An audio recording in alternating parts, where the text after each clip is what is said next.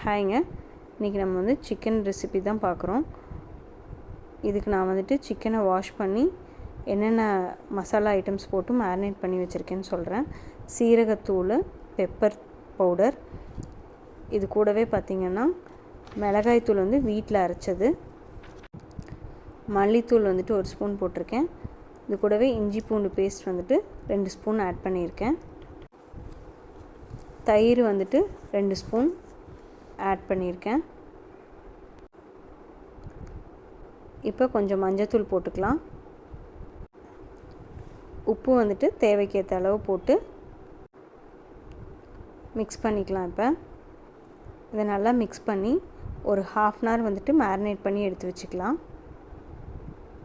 அது 1/2 an hour வந்துட்டு marinate பண்ணுற டைமில் வந்துட்டு மசாலா பவுட்ரு பார்த்திங்கன்னா மல்லி வந்துட்டு வரமல்லி 2 ஸ்பூன் போட்டிருக்கேன், பட்டை 1 துண்டு, கிராம்பு 1/4 ஸ்பூன் மிளகு, இது வந்துட்டு மிளகாய் தூள் தான். உங்களுக்கு காஷ்மீரி மிளகாய் தூள் போட்டிங்கன்னா கலர் வந்துட்டு கொஞ்சம் உங்களுக்கு டிஃப்ரெண்ட்டாக கிடைக்கும், ரொம்ப டார்க்காக கிடைக்கும். நான் வீட்டில் அரைச்ச மிளகாய் தூள் தான். இது கூடவே 4-5 முந்திரி அதையும் போட்டு நல்லா பவுட்ரு பண்ணி எடுத்து வச்சுக்கலாம்.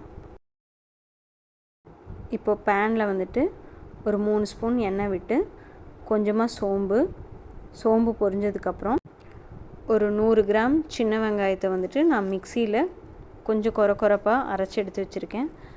அதையும் இது கூட போட்டு நல்லா ஃப்ரை பண்ணி எடுத்துக்கலாம்.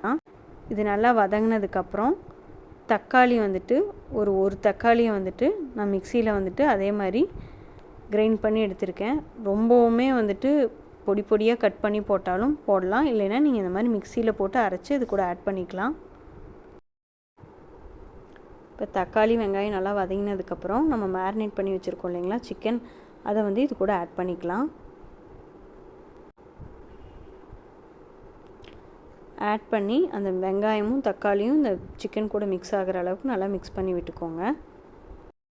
இப்போ அதெல்லாம் சிக்கனெல்லாம் நல்லா வதங்கினதுக்கப்புறம் நம்ம பவுட்ரு பண்ணி வச்சுருக்கோம் இல்லைங்களா மல்லி முந்திரி எல்லாம் போட்டு அந்த பவுடரை வந்து இது கூட ஆட் பண்ணி அதையும் நல்லா மிக்ஸ் பண்ணி விட்டுக்கோங்க.